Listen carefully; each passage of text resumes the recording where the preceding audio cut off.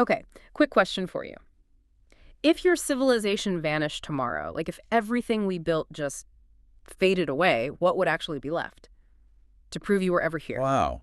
That's a question that really makes you pause, doesn't it? Right, because centuries ago, entire empires rose up, they ruled vast parts of the world, they dreamed on this scale we can barely even imagine, and then poof, they disappeared. Well, not completely. That's the thing. They left behind wonders. Yeah, these monuments so grand, so huge, they seemed almost impossible. Like people thought gods must have built them. Exactly. Structures scraping the sky, gardens somehow blooming in deserts, massive statues, lights guiding ships home.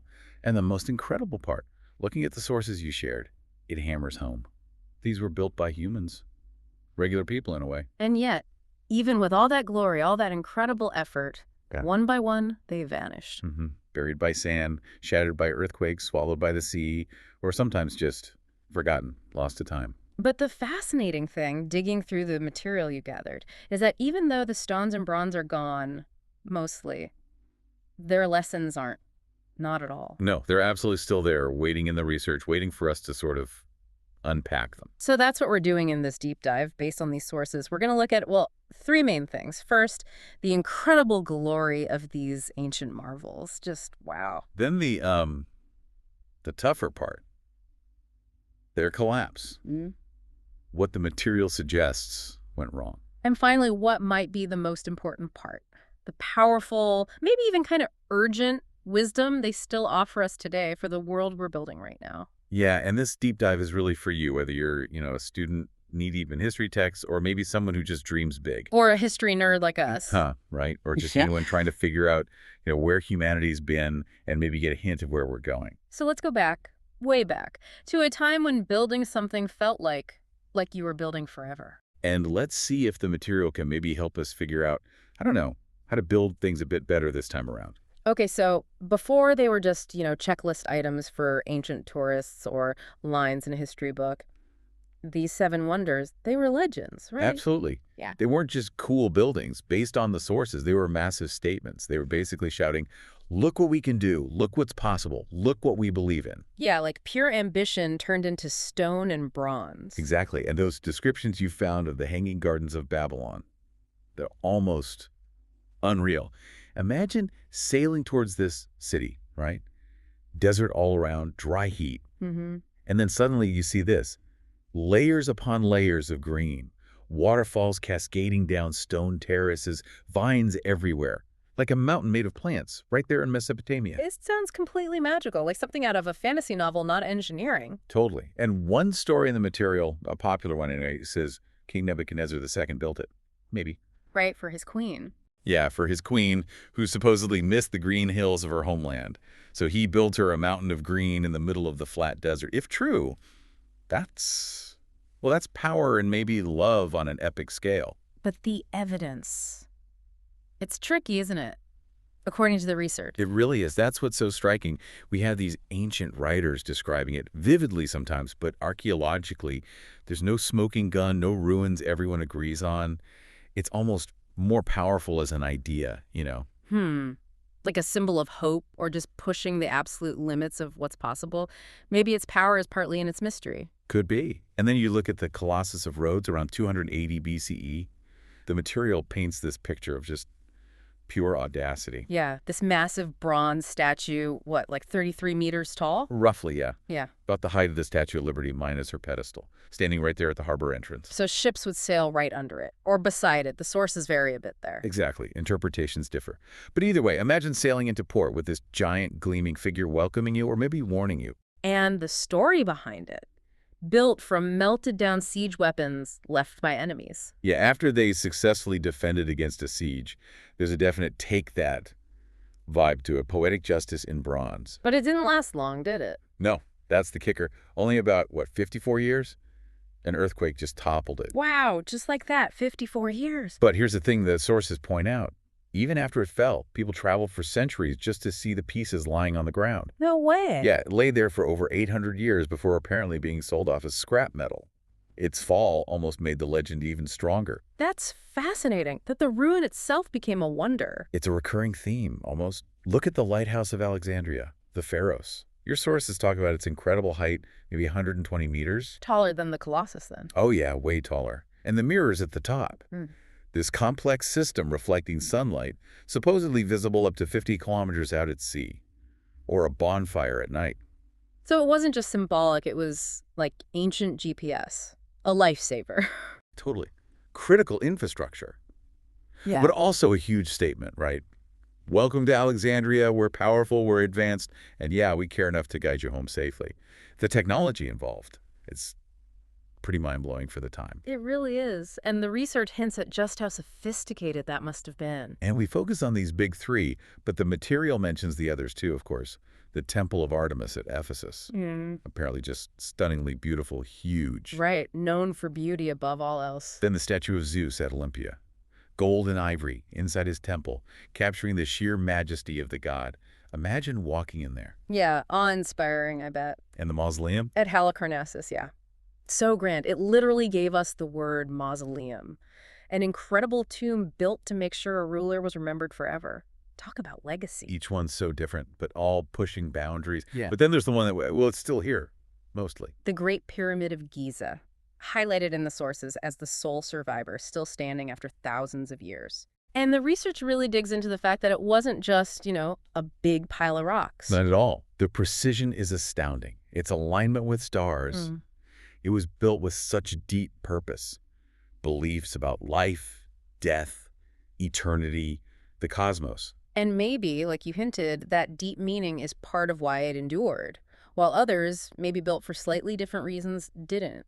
It's a really powerful thought that comes through from the material, yeah.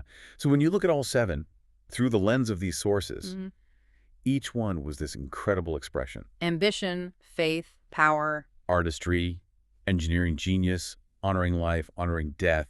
They really show what humans can achieve when we dream big, really big. And here comes the turn. Yeah. The sources are equally clear. Nothing lasts forever. Yeah. This next part of the story, it's about the fall. It's about loss. If the first part was reaching for the stars, this part, well, it's gravity winning out, isn't it? It's not just the loss of the buildings, but everything tied to them. The ambitions, the societies, the systems that built them, and then couldn't or didn't keep them standing. It is kind of hard to believe, isn't it? You read about these pinnacles of achievement.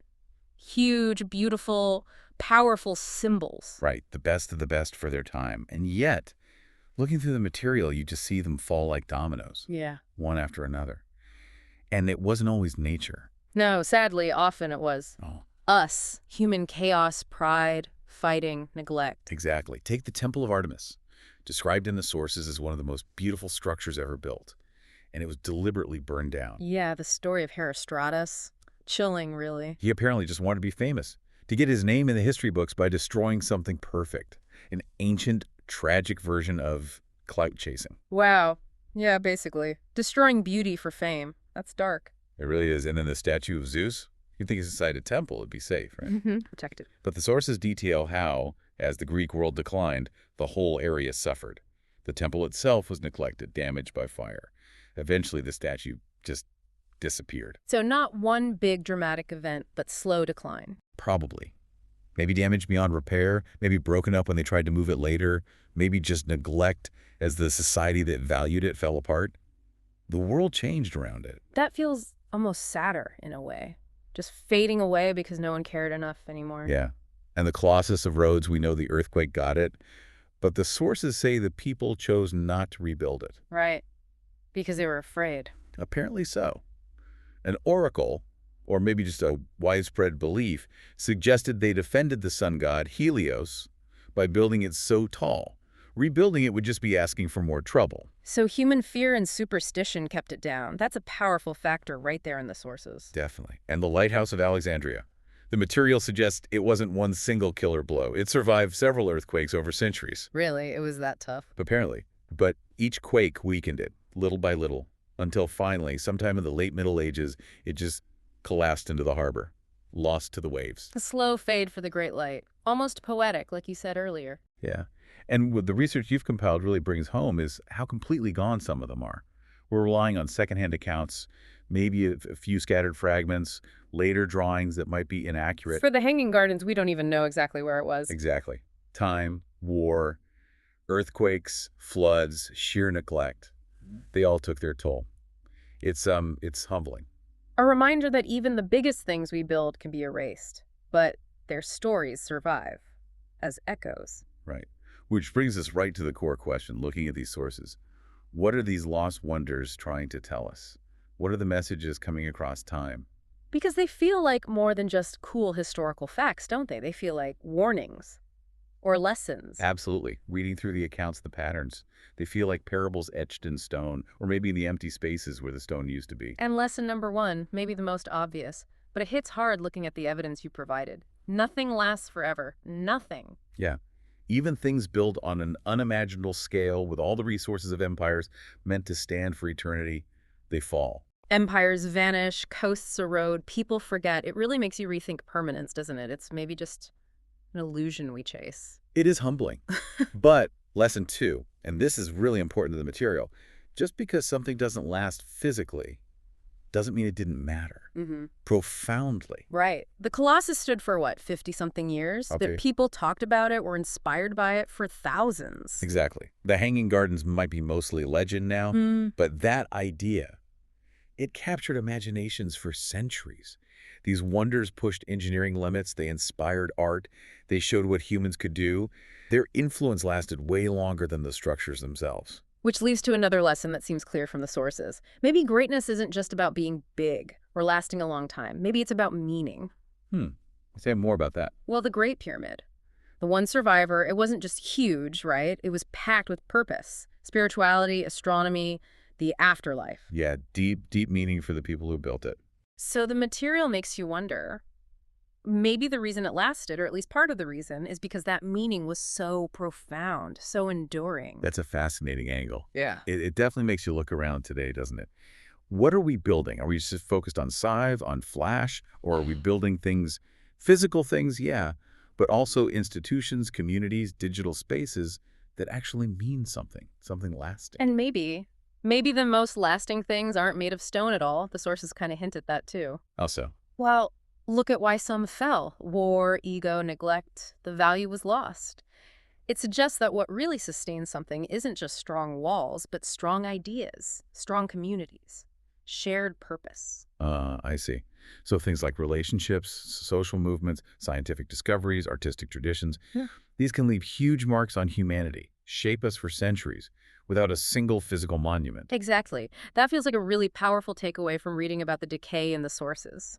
We fall, or our creations fall, when we forget why we rose in the first place, when we lose sight of the meaning behind it all. So these stories, these lost wonders, illuminated by the material you shared, they're not just about architecture and earthquakes. It's deep lessons about human nature, about societies. Yeah.